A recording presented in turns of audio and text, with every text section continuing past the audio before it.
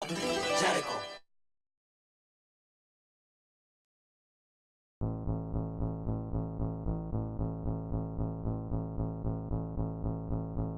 Well, hello there guys, Rider VM here, and today I wanted to do another casual playthrough, and so this time, I am planning to play this game, and this game's name is Dead Dance, and this game has actually been released in the US as Tuff enough.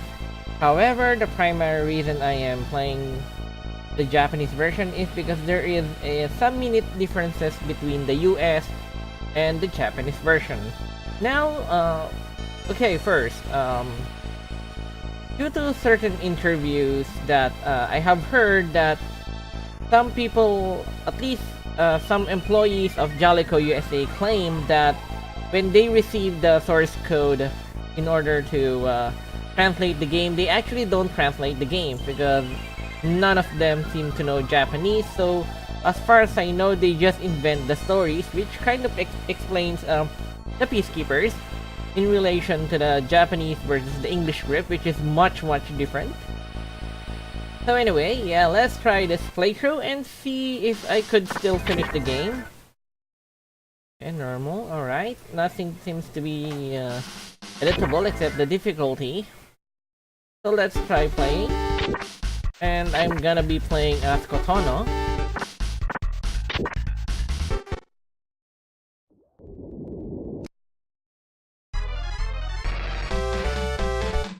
Now immediately on that part, there is already a big difference. In the US version, there is nothing but stage 1, stage 2, stage 3. But on the Japanese version, there are like, almost like anime style episode titles. And then, before every fight, there is actually discussions between the characters.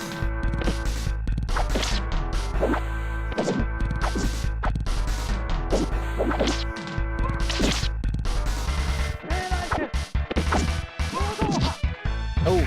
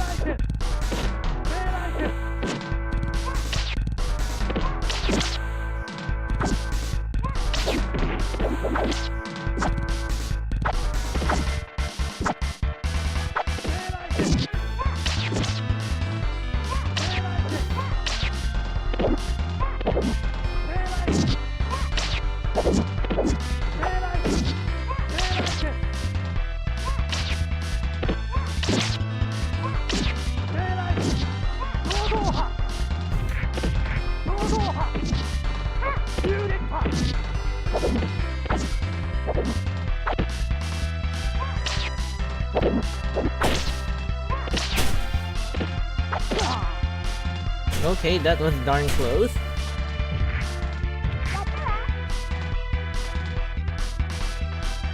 Man, unfortunately, you know, one of the big flaws in this game is the control doesn't seem to be that good in comparison to, say, Street Fighter 2. The game controls are kind of stiffer. Although it is not impossible to do special moves, just makes it kind of stiff again. So, although unfortunately I do not understand Japanese, it seems that the basic outline for the Japanese version is that the 4 main characters, at least the 4 playable characters here, are kind of know each other, and it seems that the competition idea is to decide who will be the one climbing the tower.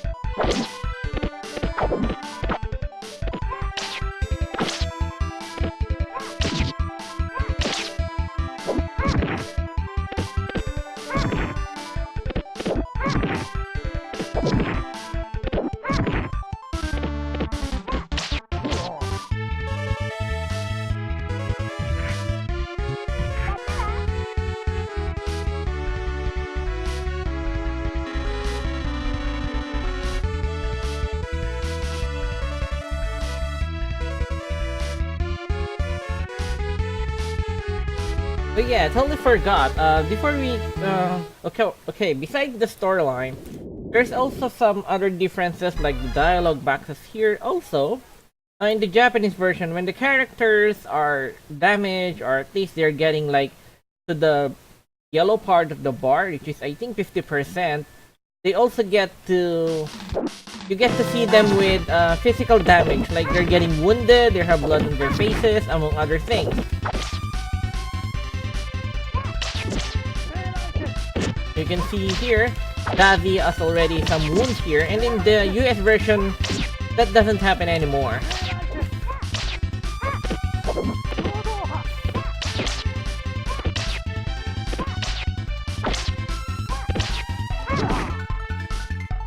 Man, that round went pretty well.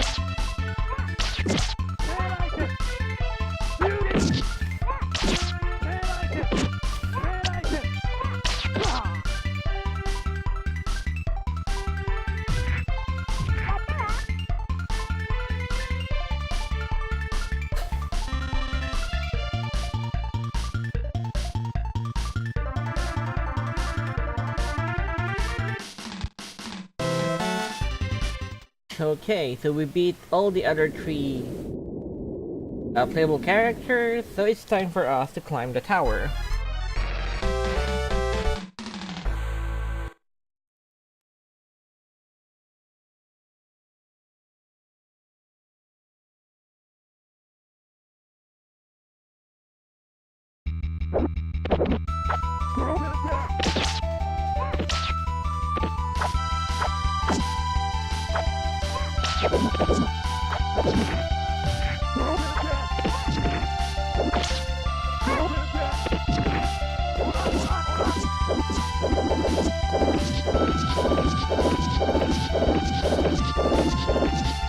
Wow, okay.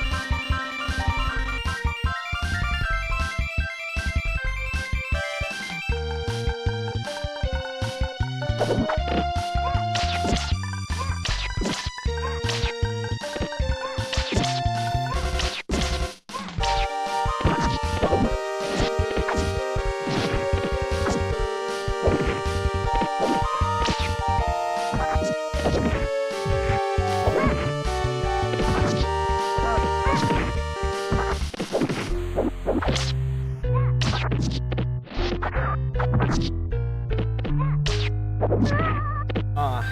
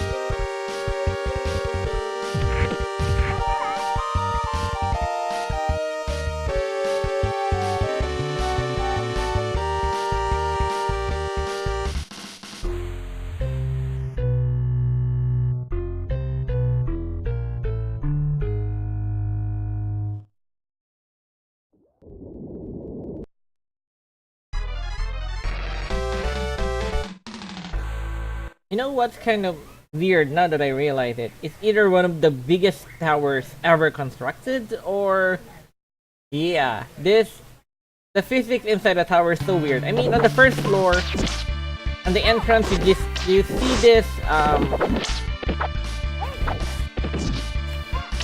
and then once you go inside, there's a missile silo which contains a lot of missiles or ICBM. And then when you go higher, you get into a some sort of temple.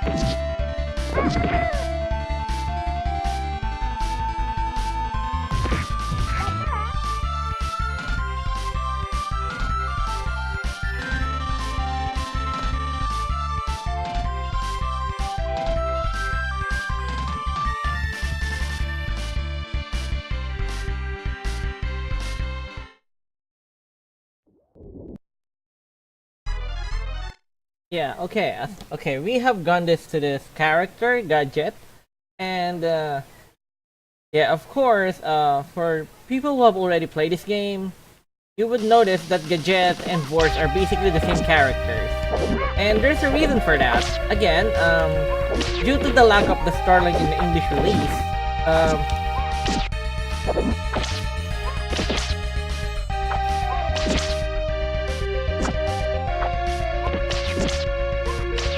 there was basically no story, and we do not get any kind of interaction, or at least a character development for any of the enemies you fight in the game. While in the Japanese version, I think you would know that Vort's one of Vort's reasons for getting in the tower is to confront Gadget. And as far as I know, I guess the best comparison between Gadget and Vorts is actually like King and Armor King and the current Starline in Tekken. They are supposed to be rivals, yet, of course, due to circumstances, they could become friends.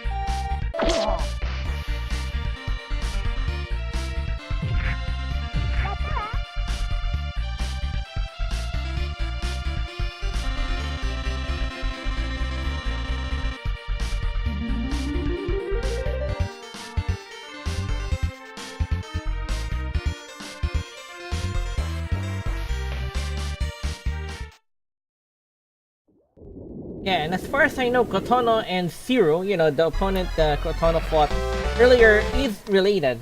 Which again, due to the lack of the Starline in the US version, yeah, we don't get anything like that.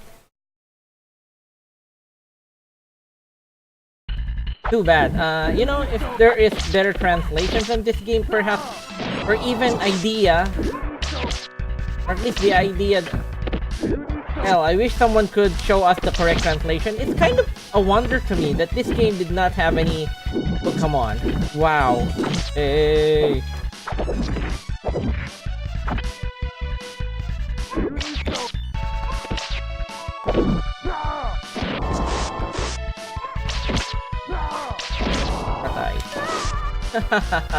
Yeah, can't block anymore. I'm dead.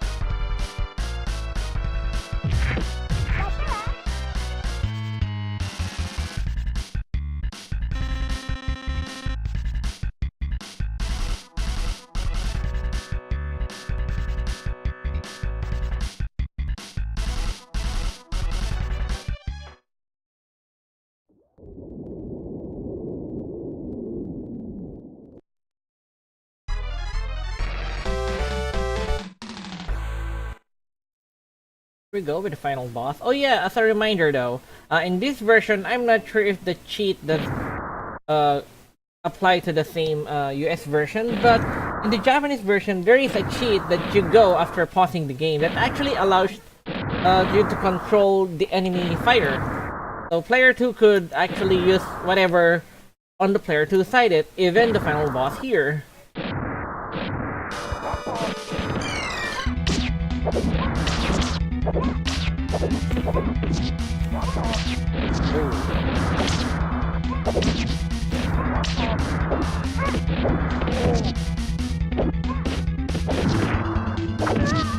Damn, okay.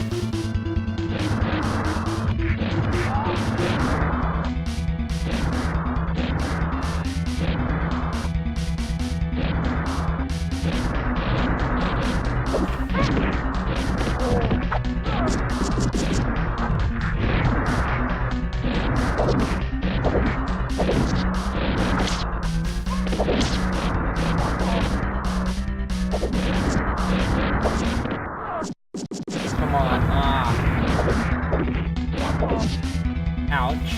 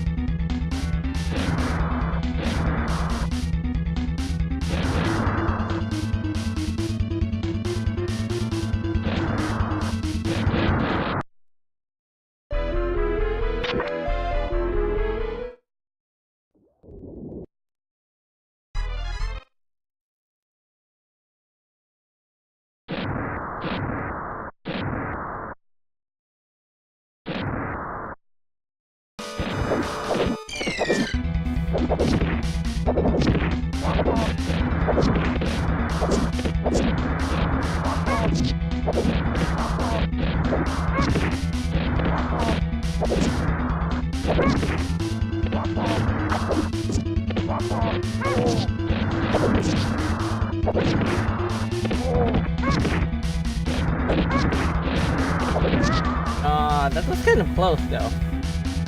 Man, well, he's the final boss, so yeah, that's an obvious reason why he's kind of cheap.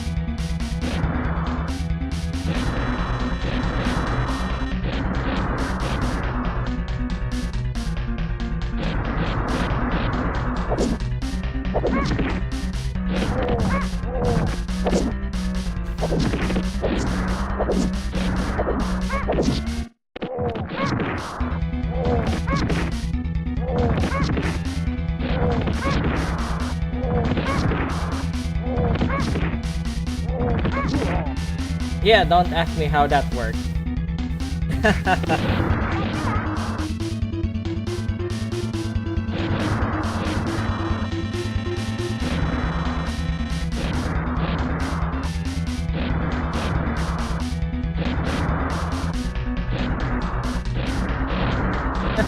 You know the weird thing about this game is actually, not that good.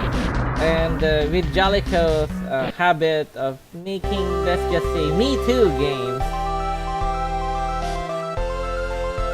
I do not actually treat this game in such high regard, but for some reason when I was still young, one of my friends have this game, and I have finished all of the characters, all 4 of them, and discovered the cheats without any looking at, cheat codes or magazines, since this is the Japanese version and the US version cheats that allow you to pick any enemy characters in the VS mode does not work in the Japanese version. But anyway, yeah, there's also the hard level fate, but then since we already got the character endings even the normal level, why should we do the hard level? Anyway, yeah, I guess that ends the playthrough for Dead Dance for the Super Famicom, also known in the US as Tough Enough. But anyway, well, it was short, but it was fun. So anyway, this is Rider VM. I hope you have enjoyed this sample playthrough of Dead Dance. If you have enjoyed this video, you're welcome to press that like button and perhaps even subscribe to my channel. And as always, I hope that I will still see you guys in another video.